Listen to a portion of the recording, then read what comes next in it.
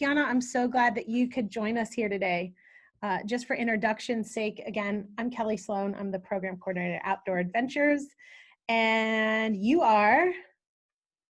Hi, I'm Kiana. I am a former USD student. I graduated in 2019, and I was an LA guide all 4 years. And tell us why you think we are interviewing you today. Well, I have deep ties to the OA community to this day, and I also am currently getting my master's in environmental justice at the University of Michigan. So I'm specializing in something that's pretty relevant to what you all are doing right now.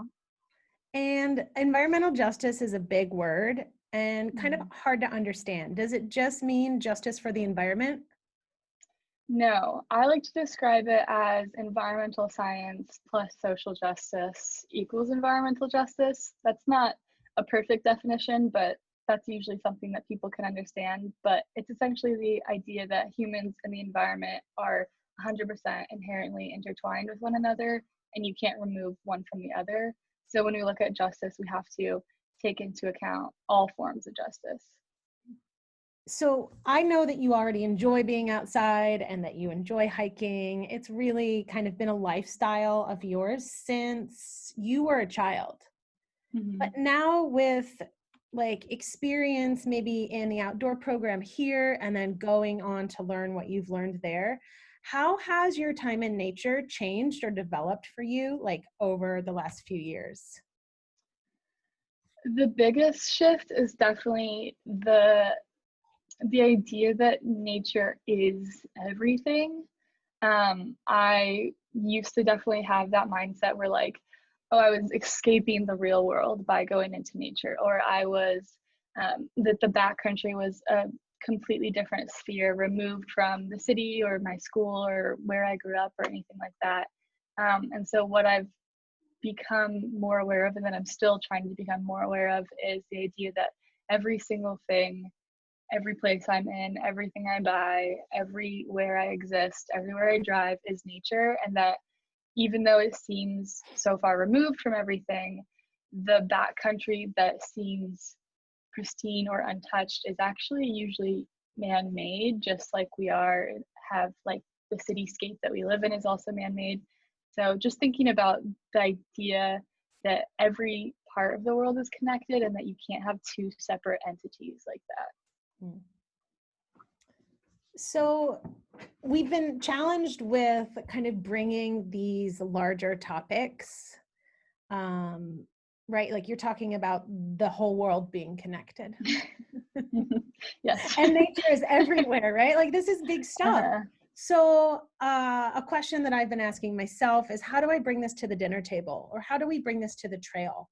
What does it mean for you in practice when you are outside? I think what I've tried to train myself to do, and that I've been able to start doing much more frequently, is to ask myself why I think something's true, or why I was taught this way or that way, and then question that and ask where that comes from. Why do I think this, or why do I know this?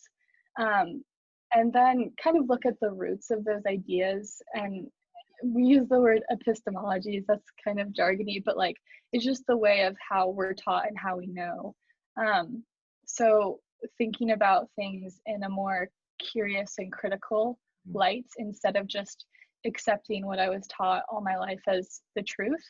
I think it's about leaning into discomfort and leaning into those questions and not being lazy about them, and not just accepting something because it's easier or it's more convenient, but leaning into questions about every single aspect of the environment and nature, and asking yourself, is this really what I believe? Okay, last question. Are spirituality and nature linked for you? And if so, how?